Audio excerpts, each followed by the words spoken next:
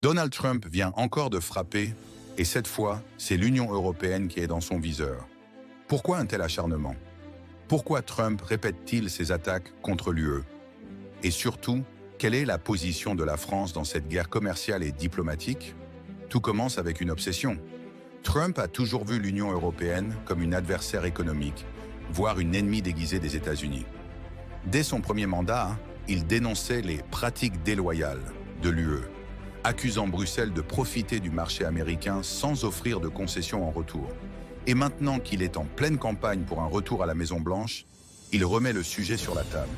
Pourquoi? Parce que cela plaît à son électorat protectionniste qui rêve d'une Amérique forte et indépendante face aux bureaucrates européens. Mais alors, comment réagit la France? Officiellement, Emmanuel Macron défend une ligne dure. Il appelle à une réponse ferme de l'UE et à la protection des entreprises européennes. Pourtant, en coulisses, la situation est plus complexe. Car si Trump revient au pouvoir, Paris devra composer avec une administration encore plus imprévisible et hostile. Faut-il durcir le ton au risque d'une guerre économique ou négocier, quitte à faire des concessions? Et puis, une autre question se pose. Entre Trump et Poutine, que choisir?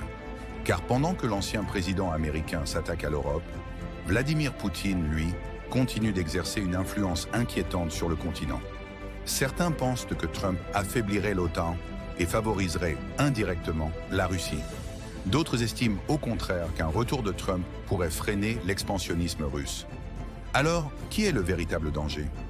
L'allié imprévisible qui peut tout changer du jour au lendemain? Ou l'adversaire déclaré qui avance ses pions lentement mais sûrement? Et toi, qu'en penses-tu?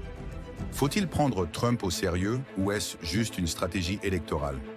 La France doit-elle durcir le ton ou éviter l'affrontement? Dis-moi tout en commentaire.